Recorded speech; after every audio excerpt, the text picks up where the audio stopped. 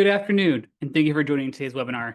My name is Matthew Jane, and I'm the Learning and Engagement Manager for the State Historical Society of Iowa. The Iowa History 101 webinars, presented on the second and fourth Thursdays of each month, explore Iowa's history from pre-statehood to current day. You can learn more about this series and all of our programs on our website at history.iowa.gov. Please remember to sign up for each webinar you'd like to attend, and don't worry if you can't watch live, all presentations will be recorded. Now, a few housekeeping points before I introduce our speaker for today. Everyone came into this webinar on mute with cameras off. Closed captions are available by clicking the closed caption button on your screen. The webinar is being recorded. Will be placed on the Iowa Culture page of YouTube in just a few days. I have disabled the chat function, but if you have any questions, please type them into the Q&A feature throughout the webinar. My colleague Andrew Klump is watching that feature and will prepare a list of questions for the speaker at the end of the presentation. But please note we may not have time to get to all the questions. And now I'm pleased to introduce our speaker for today, Kelsey Berryhill. Kelsey Berryhill has been with the State Historical Society of Iowa since 2021 and is a state government records archivist in the State Archives of Iowa, a section of the Library and Archives Bureau where she processes, catalogs, and provides public access to state government records. Previously, she was She's reference librarian at our Des Moines Research Center and a reference archivist at the Missouri State Archives. And now I'm happy to turn over to Kelsey to begin the webinar. Thanks so much, Matt. So as Matt mentioned, my name is Kelsey Berryhill. I am one of our government records archivists here at the State Historical Society. So today we will be talking about library and archives resources that are available for you to research. We're going to be talking about what resources we have available, how to access them either online or at one of our research centers, either here or in Iowa City. The Library and Archives is a bureau of the State Historical Society of Iowa. Many of you may have visited the museum or a historic site or previously attended a program, whether that's a 101 or something else. However, we exist to identify, record, collect, preserve, and share resources on Iowa history. So Library and Archives, we have two different research centers, one in Iowa City and one in Des Moines with unique collections at each. We have three different sections within our bureau, and those are going to be our historical library. So that is going to consist of newspapers, books, periodicals. It also includes county records on microfilm. So think of your more published materials that you would find at a typical library. However, these are going to be more Iowa focused. Each facility also has their own unique special collections, which is going to consist of manuscripts, maps, photographs. And then we also have our state archives, which is the section that I am a part of. That is only available at our Des Moines Research Center. And that consists of state government records. Most of the examples that I'm going to be talking about today will be Des Moines based. However, Iowa City also has their own unique collections in their library and special collections. So the first thing that you need to know is to get started online. We'll be going through a little bit about our website, where to find materials that you can prep for your visit or asking any questions. We'll go through our online catalog, and then we'll also do some searching or deep dives on each section within the library and archives. So we'll be talking about books and periodicals, newspapers, county records, manuscripts, photographs, and then finally state archives.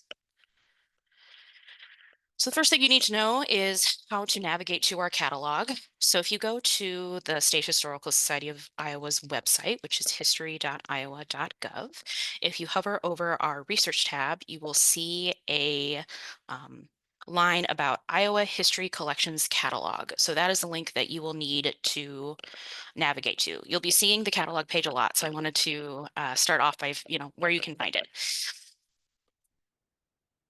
That will take you to this particular page. This section of the catalog is an all-in-one search. So that gray box searches the library, special collections, archives, and museum catalogs all in one. If you scroll down a little bit, which I'll show later on in the presentation, you can search each of those categories individually. The gray union search is really, really helpful if you don't really know where to start and you don't know what is out there. You can kind of do an all-in-one search for anything that we may have on the State Fair or on the Civil War or anything about your topic if you don't quite know where to go. If you know that you really want to look at books, you can search for the library catalog. If you know what you are going to be looking for is going to be in government records, you can search the State Archives catalog. But So this is a page that you will probably become quite familiar with. You'll also want to know kind of where you can find more information about our collection. So if you go back to our main part of our website, hover over research, you can see our collections tab. Once you click on that, that will give you links to each individual type of record that the Library and Archives has. So each page will provide context, it will provide more information, potentially relevant links or handouts or anything like that. So in addition to the ones that are shown on the screen, we have pages on newspapers, photographs, state archives, vital records, all of which we'll talk a little bit about later. I highly recommend that you explore these pages on your own, see what you'll find. I'm not going to be talking about every single one of these boxes. I won't be talking about our digital resources page. There's also a featured collections page that talks about um, World War I casualties and women's suffrage and some agricultural resources. So I highly recommend you go to our collections page and just kind of explore, see what we have, and then go from there. So starting off, we have our historical library. So most often people use this for books and periodicals that are available in our collection. You can search our online catalog at that catalog link that I shared earlier. So these can include family histories, county histories, city directories, genealogical newsletters, various government reports, all that kind of typical things that you think of when you think of a library. The most commonly used material are going to be county or city histories that people use to build out their genealogies. It also publish family histories. However, we have a lot more general and specific Iowa history books to kind of provide context. I mentioned government reports because we have a lot of annual reports for different agencies, which sounds super, super boring, but they can include, like some early reports include list of peoples not admitted for the School of Blind, contextual information for different asylums or prisons, and those sorts of things. So you could use it for both genealogy, but also contextual information on the history of Iowa. So I always, plug government reports, and that's just because I'm in government archives. So in order to do a search, you navigate to our catalog. The historical library catalog is going to be a red background. So the Union search was a gray background. The library is a red background. Um, this searches all of the library holdings and also some manuscripts for both our Iowa City and Des Moines research centers. So that's something to be mindful of as you're going through, especially if you are visiting and searching our catalog in person at one of our research centers, does encompass both. So in this example, I just did a very general search for Iowa railroads. We get questions about railroads and stuff on trains all the time. So you can do searches just like any other library catalog for very specific titles, specific authors, subjects, um, anything like that. One thing I wanted to point out is the filters available on the side. So I recommend doing as general a search as possible and then filtering either by subject or by author. You can also search by media type. So if you're looking specifically for books or periodicals or archival materials, you can do that. However, the location filter is probably going to be what is most important for you, particularly if you are only able to visit one of our research centers. So you can filter for either materials only in Des Moines or only in Iowa City. So that way you can do kind of that deep dive. Once you click into a result, it's just a normal catalog record. If you use any sort of library catalog, this will look very familiar to you. We use Library of Congress call numbers. So if you are more familiar with a Dewey number system, they might look a little different as we use a combination of letters and numbers. So if you have questions about that, staff can help you navigate that. I also recommend just kind of taking a look, and you can browse call number ranges. So if you are just interested in general things on trains, you can browse this HE section of our shelves. One thing that you'll need to note is the call number on the catalog, which will give you, the number, but also the shelf location, whether that is open versus restricted versus folio, which means oversized, whether it's in a locker. Our Iowa City locations have a lot more shelf locations where it's Iowa stacks, non-Iowa stacks. So that's something to pay attention to as you're navigating. The holding section will also quickly tell you whether or not the material is in the research center that you're interested in. So the item on the left is only available at our Iowa City branch, but the one on the right is available at both. So it's something to pay attention to. You can also click on any of the hyperlink subjects or author. So if you really want to know more about railroads in Centerville, you can click on that subject on the item on the left to see what else we have in our collection in the library catalog that relates to that subject. And the catalog records will sometimes link to digitized content, whether it's available on HathiTrust or somewhere else, depending if we have that available. One of the more popular things in both of our historical libraries are going to be our newspaper materials. So it is one of the most utilized resources that we have here at Shishi. So our website gives a how-to on to find them, how to find them in the catalog, as well as a reel-by-reel listing by city and by county for our Des Moines holdings. That is not yet available for our Iowa City location. This is really helpful for seeing at a glance what dates are available, if there are papers, if papers even exist for the small town that you're looking at, and if they don't, okay, what others in the county have newspapers for the date I'm interested in. Some newspapers are available online. However, most of them are going to only be available on microfilm. So you either need to visit our research centers in person, or newspapers on microfilm is the one thing that we do interlibrary loan to other libraries. So if you are particularly far away, you can work with your local librarian to ILL 2 reels of newspapers to you so that you can use them at your local library. So this is a section of our website that talks about our newspaper page. So at the top, as I mentioned, it gives links to the catalog and some search tips, and then the reel-by-reel listings for our Des Moines Research Center, which is super helpful for determining what exists for a given time frame. And then it also gives links to our various online partners that we have worked with to get more material available online. So that first link for Iowa Digital Newspaper Project is our partnership with the Library of Congress or Chronicling America.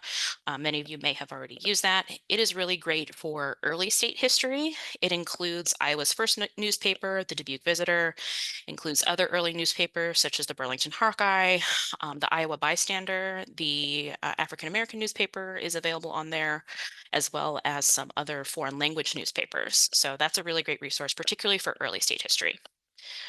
We also partner with Advantage Archives. So Advantage works with local communities as well as us to digitize microfilm holdings.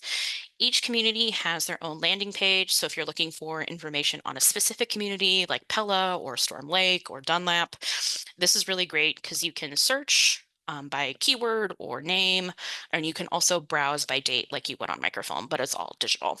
Unfortunately, there's not a way to search all of the communities at once, but if you're looking for something specific, that is available. And then finally, we have Newspaper Archive, which has newspapers from the 1800s as well as all the way up to the 2010s. You can access that in both of our research centers, and we're working on a way to access it at home. But right now, it's just available in both of our research centers.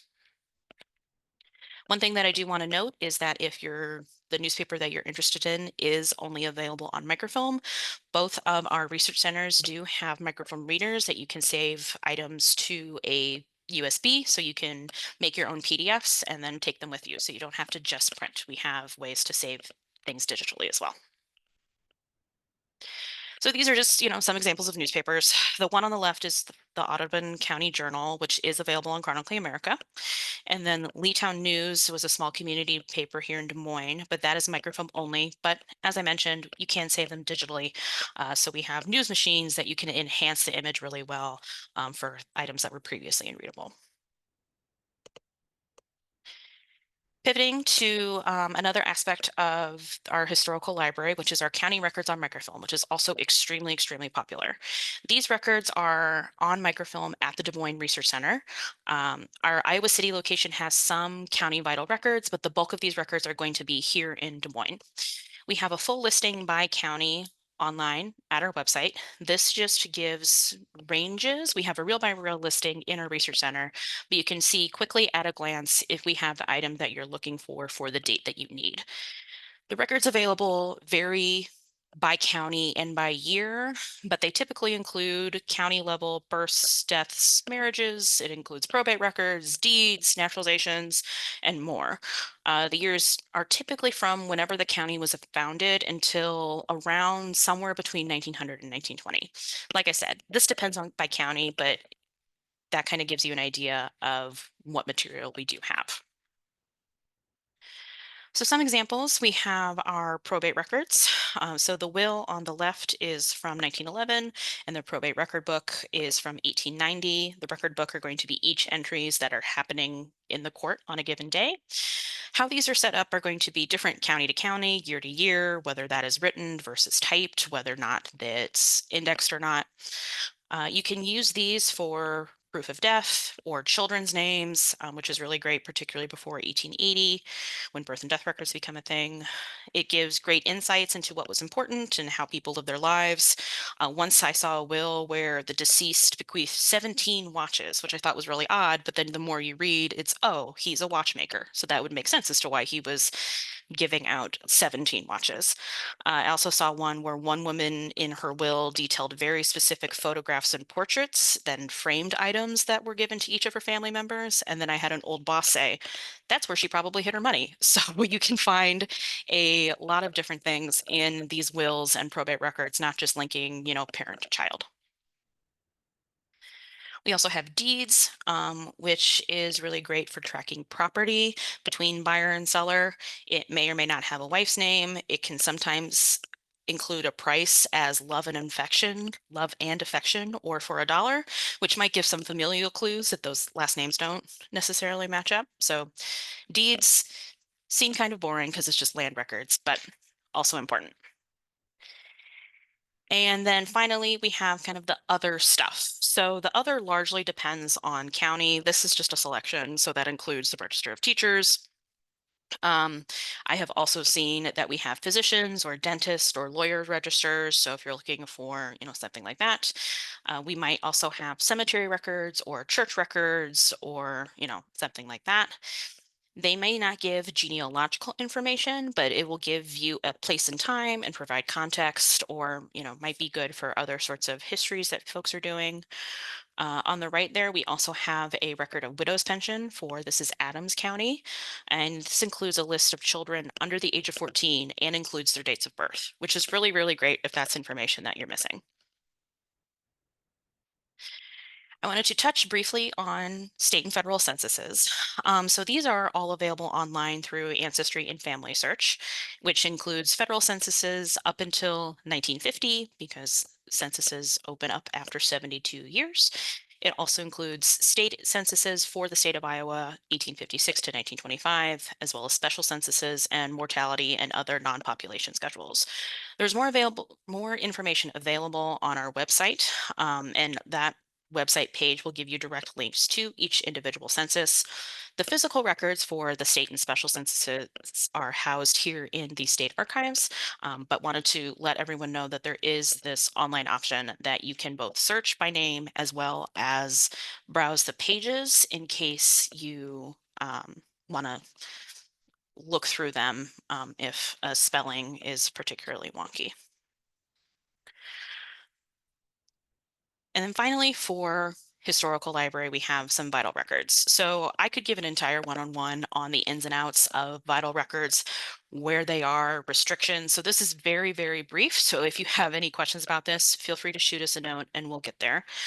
So vital records start being recorded in the state of Iowa generally on July 1st, 1880. That is going to include births, deaths, and then marriages at the state level. Prior to 1880, the only vital record being recorded were marriages only at the county level. So there's two different ways that you can search them, either in our county records or in our state records. Divorces start being recorded as vital records for the state in 1906. You can start to access them for death records after 50 years. For everything else, births, marriages, and divorces, that is going to be after 75 years. So if you have something that is more recent than that, you'll have to talk to the county in which the event took place. We partner with the with Family Search as well as Ancestry to provide digital images of records. Family Search is free to use at home. Ancestry requires a subscription and is also available at both of our research centers. There's more detailed information and links to everything available at our website. One thing that I do tend to tell people is they may think that they've never used the State Historical Society of Iowa. However, if you have found a birth or a death or a marriage online at Ancestry, you have used us. So something to keep in mind. Pivoting away from historical library, we're now going to focus on our special collections. So first off, we have our manuscripts. So manuscripts could include diaries, letters, business records, personal papers, etc. So these are going to be material created by Iowans that document, various events. So some examples include we have a lot of Civil War letters and diaries of particularly soldiers writing to their wives and mothers and all that good stuff. And then we have here in Des Moines, we have Yonkers business records, William Boyd Allison, who was a former U.S. Senator, his correspondence. We have Governor Robert Ray's personal papers. Those are just some examples of the types of things that we collect and have in our collection. We have a full listing of our manuscript collections here in Des Moines and some select ones at our Iowa City at our website. Many collections with finding aids are also available in both the library catalog and the special collections catalog, which is kind of confusing that you might have to search for both depending on what you're looking for. However, prior to when we had a special collections catalog, we only had a library catalog. So that's why you kind of have to pivot back and forth between the two. So some examples of manuscripts that we have here in Des Moines include Dixie Cornell Gebhardt scrapbooks. So she was the one who designed the Iowa state flag, as kind of evidenced as the image on the screen here. So those scrapbooks include images and newspaper clippings and those sorts of material related to her efforts of getting Iowa a state flag, as well as her time in the Daughters of the American Revolution. And then we also have some selected items from the Yonkers collection up there as well. One of my favorite things from the Yonkers collection is actually we have some flyers for when the first escalator opened in the late 1930s. It was part of their modernization program. So they had a whole little ceremony and did a ribbon cutting for the new escalator in the 1930s, which is kind of fun. We also have a lot of photograph collections, both here and in Iowa City. So this section of our website kind of gives you a guide of what we have. So each location has their own unique photograph collections, and this includes personal and family collections, but then we also have photographs in subject files for individual cities or general subjects in both Iowa City and Des Moines specifics. So those are going to be organized in broad categories such as various businesses or street views or holidays or railroads. So if you're looking for general photographs of something for a given topic, we recommend that you start with the subject files and then you can divide into the different organizational collections. So here are some examples of those. These are all from our Des Moines collection. So we have something from our general subject file about business and industry, which is a dry goods store. We have something from our cities file, which is a overview of Charles City. And then we have something from our Des Moines subject file on the folder on railroads. So all kinds of good stuff that you can find. But what if you're looking for digital photographs? You want to see things that are already digitized. So we have a couple of options for that. So we do have a Flickr page available where we put selections of our digitized photographs on.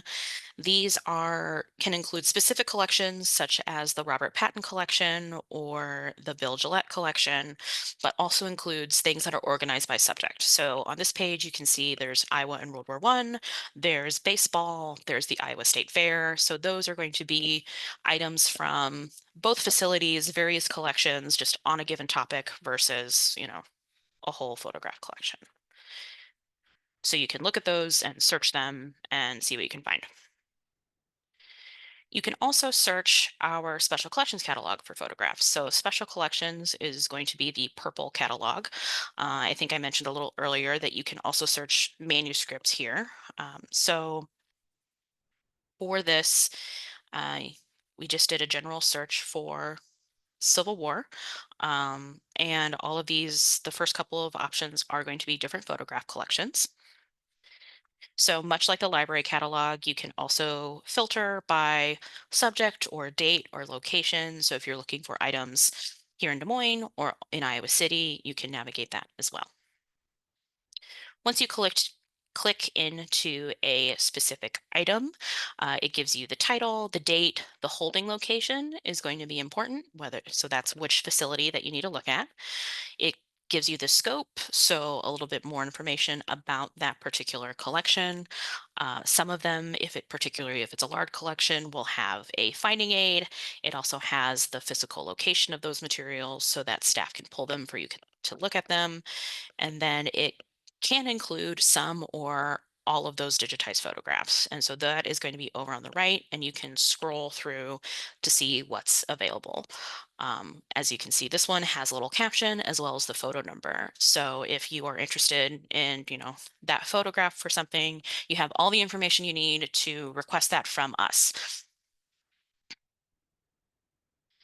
We also have a large map collection that is primarily in our Special Collections division. So we have a finding aid for the maps in our Des Moines Research Center, and that is available in-house that you can look through. Here in Des Moines, we also have some available on display. We also have atlases and plats that you can search in the library catalog, and we have Sanborn maps that are available on microfiche. So there's lots of options for maps. So these include the one on the left is from the Commercial Club map of Des Moines from 1906, and the one on the right is of the Black Hawk Purchase in roundabouts 1837. So very, very brief thing on maps. And then our last division is the division that I am a part of, is our state archives. So the state archives of Iowa, we hold records of state government covering all three branches. And so those are going to be legislative records, so bill files and committee records and those sorts of material that the legislature creates in doing their business, their day-to-day business. And then we have judicial records, so Supreme and Appellate Court records, but the bulk of it is going to be from the executive branch. So that is the governor's office and then all of the different executive departments. So some of our most popular or most requested records from state government records are going to be not only our vital records, which I touched on a little earlier, but also governor's records. We get a lot of requests for Robert Ray, and who was, late 60s to early 80s, and we get a lot of National History Day kids wanting to look into his refugee program. We get a lot of requests for William Harding, the World War I governor, and the Babel Proclamation. If you are looking for military records, if you have an ancestor or if you're doing a history on a regiment, you will want to look in the Adjutant General record group. So that is going to be Civil War as well as World War I and kind of some different conflicts in between, as well as National Guard. We have a lot of material on the state fair, and as well as like Highway Commission minutes and records on the Iowa Arts Council and records on the Department of Natural Resources. So anything state government, you'll want to go to the state archives. On our website, it gives a almost full listing of the different record groups, which is what we call agencies, available, which is helpful if you don't quite know the language or the structure of state government, because it can get really complicated. So if you go to our website, you can browse through what is available, do some clicking before you do some searching. So as an example of that, so this is our website page for the Department of Insurance, record group 53, which I'm sure is riveting for most people.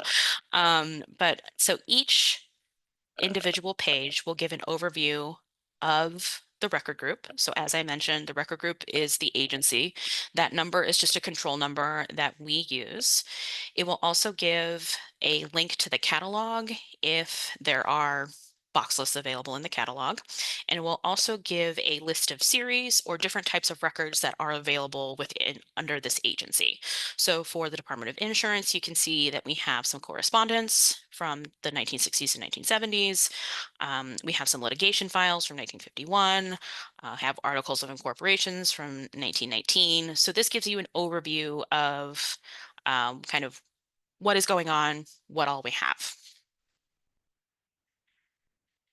So here we have that catalog page again, but for state archives, that is going to be a blue background. So you can take the terminology that you saw on our webpage and do a search of one of those series titles, or you can do something general like military or state fair or something like that.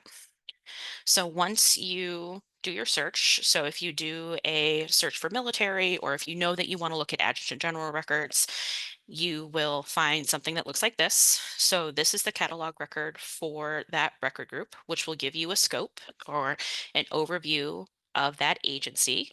Those agency overviews tell you how when agencies were created, if they moved around within the state government structure, what sort of records we have, that sort of thing.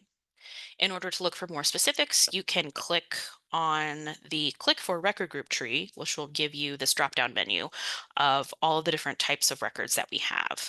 So we have more broad categories such as, general, Mexican War, militia, Civil War. But then if you click on the drop-down, it will give you more specifics. So once you click on a specific series, so such as this one, it has for militia bonds, you can see that it's 2 boxes. If you click on the series list PDF, it will open up a PDF that gives you a box list, which is all the information you need in order to request it so that someone can, so if you want to come visit, you know exactly what to give staff so that they can pull it for you. Sometimes there will also be either links to things that are online or folder lists or other materials also in that catalog record. And so here are just some brief examples from state archives. These are both military records. So on the left, we have National Guard personnel files for Neil Berenson. So National Guard, these are primarily folks who served in the National Guard kind of in between conflicts. So there's a lot of pre and post World War I, and it gives a little bit of information on their service during peacetime. We also have on the right here something from our Civil War records. So this is personal effects and final inventory statements. This is probably one of my favorite records that we have, which sounds a little odd once I explain what it is. But these are for soldiers who died during Civil War, basically what their possessions were. But it also gives the date of their death as well as what they died of. And for this time frame, that's really, really rare to get. But you can see for this gentleman, he had a blanket, a pair of boots, some shoes, and a hat. So sometimes you'll see that they have beyond their clothing, but they might have a Bible or some other sorts of books. But more importantly, it gives you a date and cause of death, which is pretty important. We also have a lot of correspondence, which, if you makes sense given for day-to-day doings of government. So this includes for the governor's office. So this series is for criminal correspondence, and we have an index available to this on our website, but these were for folks who were incarcerated at the state penitentiaries. So this is for George C. Simpkins from 1896. This is a pretty short file, but it could include letters to and from the warden, letters to and from the community, reports. This is an application for requisition. It might include items from the district court. So if you have ancestors who were incarcerated, this correspondence is something that you might want to look into to see if there's a file for them. And it also gives kind of historical contextual information about the prisons and what was going on then as well. So there's an index for this on our website, and you can shoot me a note if you have more specific questions about that. So the big question is how to access us. So we have, as I mentioned, two research centers, one in Des Moines and one in Iowa City. Our current hours are Wednesday through Friday, 9 to 4:30, and then on Saturdays we are open 9 to 3. We recommend that particularly if you're going to be looking at state archives and special collections material, that you make an appointment in advance, and you can do that on our website, just so that way we can have things pulled for you so you can just walk right in and start doing your research. If you are coming in on a Saturday and you want to look at anything from state archives or special collections, you have to have an appointment, as we do not do retrieval times on Saturdays. We only do retrieval times on Wednesday through Friday. If you are planning on looking at books or newspapers or anything like that, you can come on in whenever. Feel free to, if you want to shoot us a note or give us a call if you have questions about what specifically you're navigating, please do that as well. Another access point online, as I mentioned over and over again, is our online catalog. So I mentioned right at the top of this that we have a search all collections feature, which is that gray box. And so you can search all of archives, all of the library, all the special collections, and also the museum objects, which I didn't touch on today just because that is not in library and archives. But if you're interested in museum objects, that is also a catalog that is available. So you can search the all-in-one, particularly if you don't quite know where to start, or you're just trying to get your toes wet and you just need to figure out what's going on, you can do that. Or at the bottom of the catalog page, there are the individual modules. So if you're looking for military records and you know that you want to look at military records, you can search the state archives. If you are looking for county histories and you know that you want to look at those sorts of materials, you can search the library catalog. If you want to see kind of what photographs we have or what diaries we have, you can search the special collections catalog. Finally, a question that we get all the time is, okay, that's all really great. I am not in Iowa, so how can I use your services if I am from out of state? So we do a lot of remote reference for folks. So you can submit your request online, and we do recommend that you try to make your request as specific as possible. So if you're looking for genealogical material, if you give us a name, a date, a county, and the type of record, we can generally do that for a small fee. If you find something in special collections or state archives and it's, for one person, or you want something copies of one folder, we can do that. Things that we cannot do are give me everything you have on my ancestor, John Smith. That's not something within the parameters that we were able to help facilitate. But if you have specific questions or want copies of specific items, you can always submit that reference request. We also have an email available if you can't necessarily find the form on our website, it's a little bit buried. So you can always email us at history.research@iowa.gov with specific questions, or even just, hey, I'm starting to do some research. I'm getting really lost on your website and in your catalog. Can you please give me some guidance on how I can help navigate that? We can help with that as well. And then also on the screen, I have both of the phone numbers for our Des Moines Research Center and our Iowa City Research Center if you have questions about something specific to one of those research centers, or if you are, have questions about parking and are driving around the block lost, you can, call those numbers when you're trying to visit us. So that is kind of all for me. I finished up a little bit early, so I don't know if there's any questions from the group. Yeah, thanks so much, Kelsey. Yeah. Appreciate it. And my name is Andrew, and I'm going to help facilitate some of this question and answer. We do have a few questions from the group, and if folks have more, there's that Q&A feature right there at the bottom of your screen. It says Q&A and has a question. You can type your questions in. We've got plenty of time to answer them.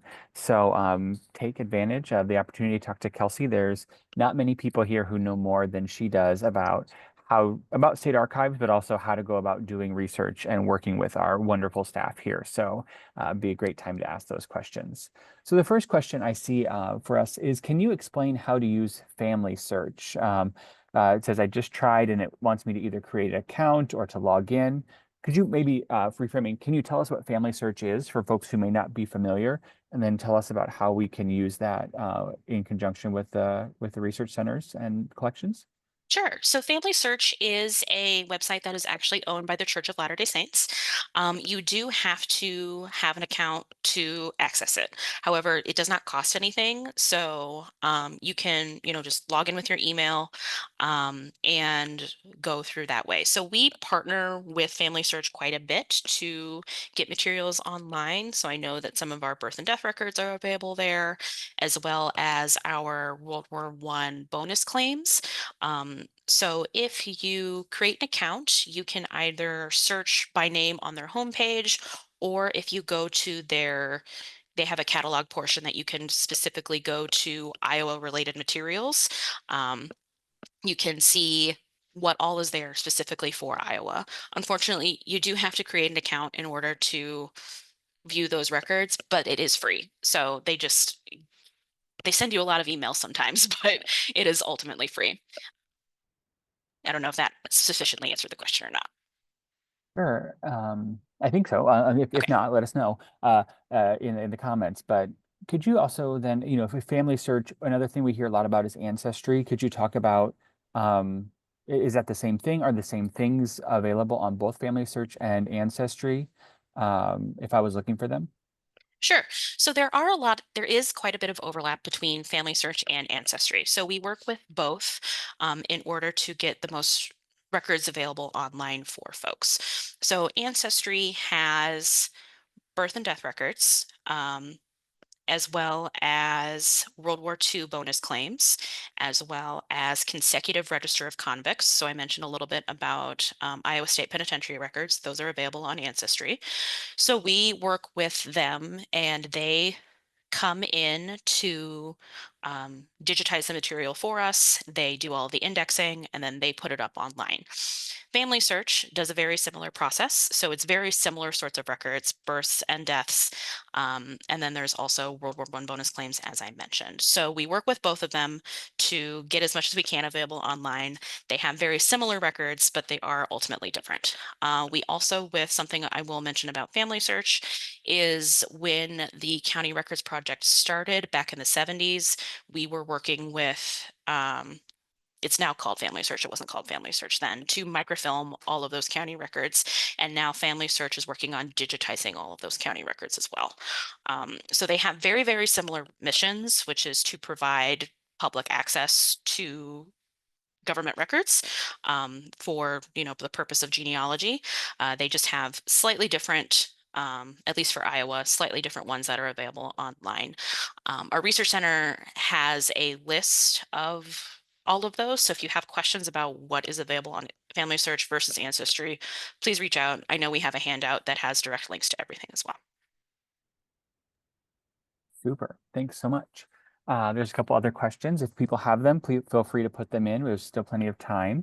But this question is, how would I find out if the Historical Society has an item that was donated years ago?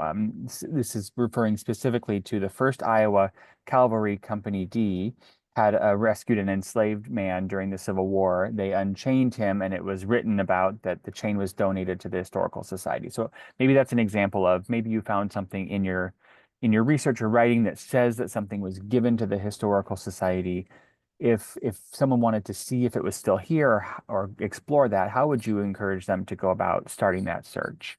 So yeah, if you have a citation of any sort that says that something is in our collection, the Historical Society was originally founded in 1857, and the Historical Department, which was a version of our predecessor, was founded in 1892, I believe. So we have a lot of history here, and there's so over 100 years of different material that was donated to us over time.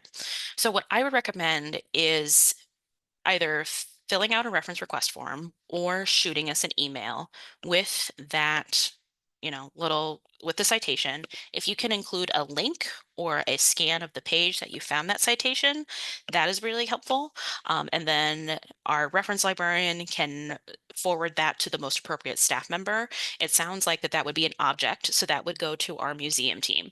And so either our registrar or a collections manager would be able to kind of help navigate our catalog. Not everything is available in the catalog. I should have mentioned that earlier. But so then I would shoot us a note, give us the citation. If you have a link to that item or a scan of that item that you found that citation, include that. So that way we have all of the context. And then our staff can do our best to find what we need, what you're looking for.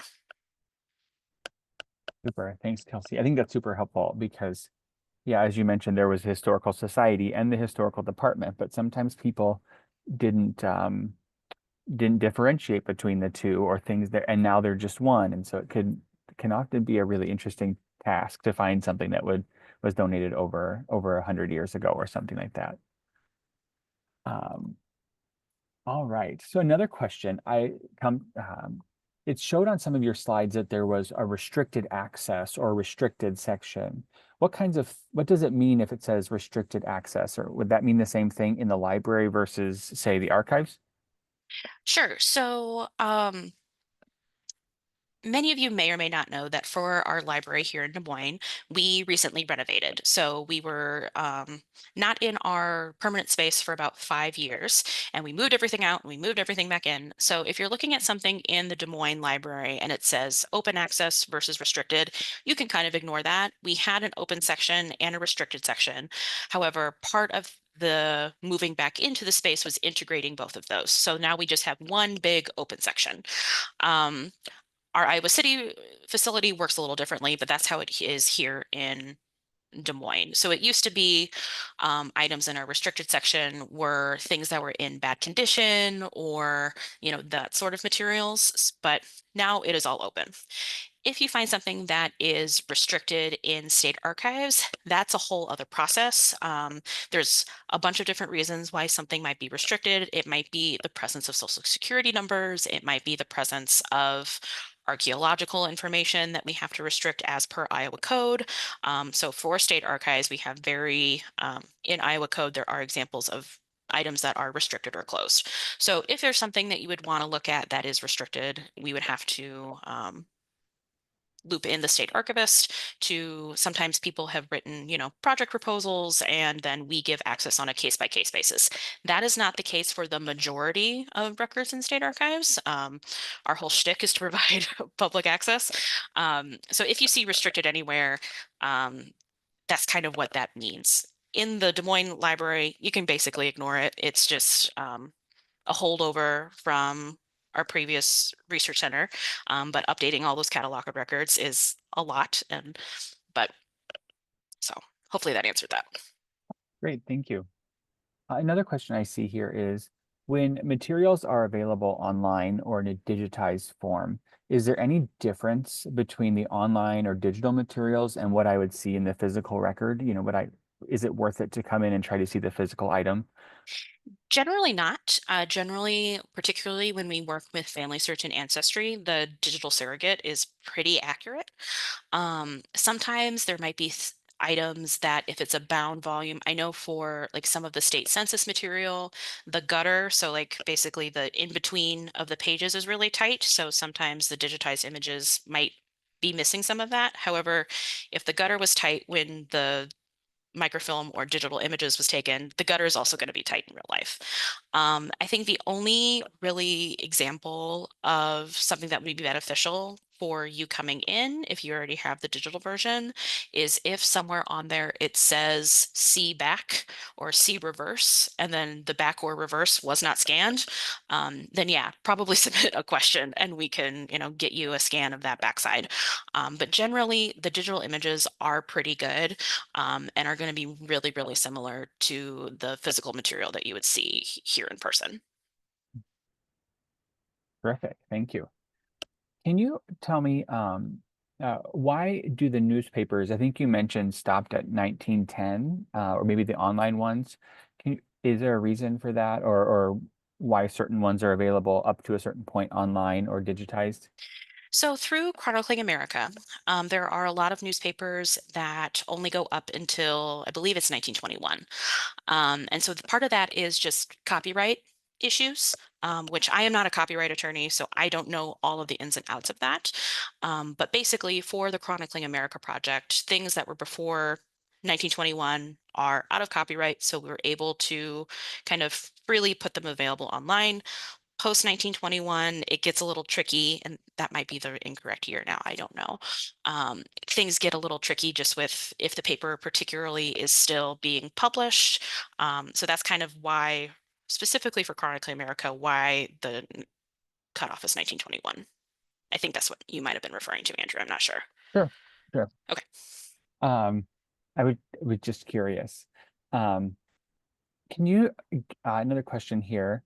Why would someone want to use the different catalogs rather than the unified one? Is there a benefit of using the specific state archive catalog versus the unified one that people should know about? Sure. So something I will say as someone who uses our catalog basically every day is that if you have a very large search, it can get really, really finicky. So I recommend trying to search in each of those modules just because it's less data that is being searched overall, especially if you're looking for something really broad. Like if you do a search in the Union search for State Fair, we have across each four of those modules a lot of State Fair material.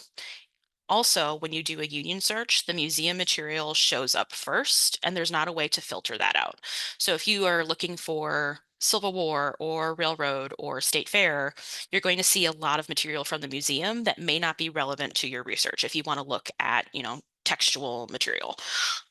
So like I know for the State Fair, I keep saying the State Fair over and over, but it's a good example. The museum has a lot of posters and a lot of tickets and buttons and those sorts of things. And also, if you're doing a super broad search across all of that, sometimes it'll time out just because it's looking at so much data. So that's why I recommend to folks to look in each module. So you might be doing the same search 2 or 3 times, depending on how many modules you want to look in. But I find that it works a little bit smoother if you do it that way. Super helpful. Thank you. We have a few more minutes. If folks have questions, go ahead and get those in. I think there's a couple more that I see that I'll ask, but otherwise we won't keep everybody longer. But if you have a question, now is the time. Now is the time. So one question is, do you have records from all 99 counties? I think I know the answer to that, but as you look at, are there areas, do you have something from everywhere? Are there areas of strength? Yes, we do. So we have, particularly for the county records on microfilm that I mentioned, we have records for all 99 counties. We're going to have more for Scott County than we are for, a small county. But we do have records for all 99 counties. And that goes the same for newspapers. We have newspapers from all 99 counties. We might not have newspapers for your specific town, particularly if it's kind of small, but we do have newspapers and county records on microfilm for all 99 counties. I know that we have as well in our library materials, county histories and city histories that cover all 99 as well. So even if you're looking for the smallest county, we will have something. Whether or not it's what you're looking for, I don't know, but we will have things for all 99. It's not just Polk County here in Des Moines. It's not just Johnson County in Iowa City. It is all 99. Super, thanks. Yeah, I know we have my hometown newspaper, the Sanborn Pioneer. Heyo. Yes, all the way up in O'Brien County. It's a town of like 1,400 people now, but I know that we still get it. It still comes in the mail. So Yeah. I think this is the last question I see, but I'll make sure. But if anyone has one, we do have time. Can you tell us a little bit about what it costs to use these fees? Or you've mentioned having some research done and some fees. Are there certain things that the library and archives team can provide for free or does provide for free, or things that Um, might cost money? Right. So when I mentioned that we can do reference requests for a fee, that is generally a $20 fee for a lookup. And we always say to people, it is for the lookup. It may not guarantee results. So if you're looking for a naturalization for a person in a county and we do a lookup, it's possible that it might not exist. So those generally start at $20. We also have a $7.50 index fee. So we have some index records on, like particularly for vital records. Some of them are not available online yet. So we have indexes. So we can do that for $7.50. And we also do page counts for items. So if you have a specific folder, we can do it for 25 cents a page. It's not a hard and fast rule every time. However, if you have a question, our reference librarian can kind of navigate you through our fee structure. As well as long, sorry. For items providing for free, we generally don't do that unless it's something available online that we know is online that we can just give you a link to. But we don't give out a lot of records for free, unless it's already digitized and available online that we can just navigate you to that resource, if that makes sense. Unless you're here, right? But the Yeah, polls are free. You yeah, the can polls are free, correct. research all day long Mm-hmm. for free. Yep. I have seen people do it. I have done it. Yeah, if you are in person and you make any photocopies, so I mentioned, you can save items like microfilm to a PDF, but if you do prefer that print copy, we charge 25 cents a page.